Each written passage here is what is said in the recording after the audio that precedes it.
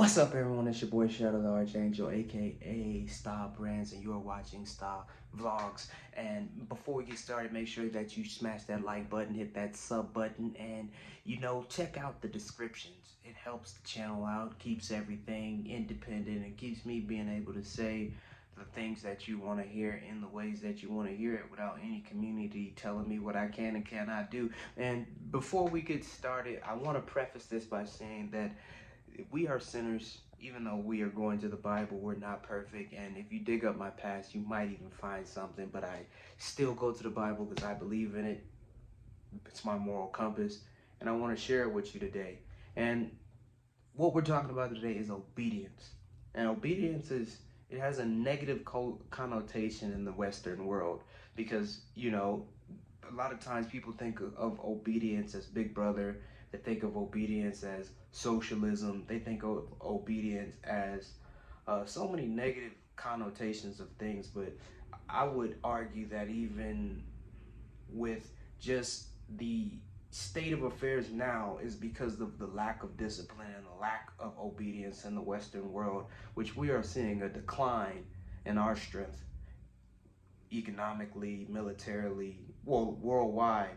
But militarily, we are starting to see a decline in our strength versus the strength of the socialist and the communist parties of the world, because their people are obedient.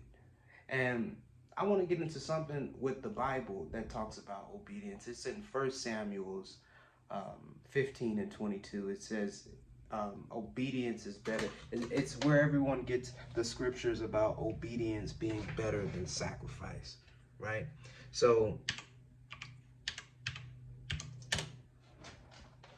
the exact scripture says this. And Samuel said, hath the Lord as great delight in burnt offerings and sacrifices as in obeying the voice of the Lord? Behold, to obey is better than sacrifice, and to hearken than the fat of rams. The fat of rams. So basically, the Bible talks about that all of that sacrificing and giving over your plunder is not as valuable to God as simply listening. How can we make that applicable to surface level human? So God establishes that there is a hierarchy, right? That we give our obedience to him. He made us in our image, in his image. So we were to make everything obedient to us. God shows us that there is a hierarchy, and hierarchies are how things were created. They were created by a hierarchy of commands and a hierarchy of things. And you can pay for your rebellion, because in the 23rd verse of that same chapter, it says, for rebellion is the sin of witchcraft, and stubbornness is as iniquity and idolatry. Because thou hast rejected the word of the Lord, he has also rejected thee from being king. Rebellion can happen. You can do whatever you want to do. But then you are left to your own devices. And that is what I see the Western world is getting led into by us being so liberal with everything, that there's no more discipline in the same regards as the competition. There's no real hierarchy anymore. Everyone gets to do whatever they want and whatever they feel, and if they make something up that they believe in and they get enough Twitter followers behind it, that's just what it is. But rebellion is like the sin of witchcraft, and you will be left to your own devices.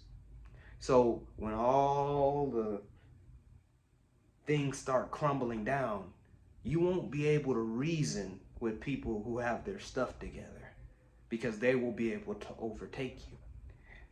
So I hope that you can get the deeper meanings and what I'm getting at when it comes to obedience being better than sacrifice. It's better to just listen and to follow protocol with certain things than to sit there and to try to always rebel and push back on everything and then be left to your own devices in a time of crisis.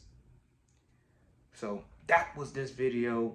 I hope you can take the multi-layer of the Bible and find your own interpretations, as well as the multi-layered meanings of God and His Word. Thank you again for tuning in to STAA Brands. Everything is in the description, and I have more content for you on the way on Monday. Now, we're out.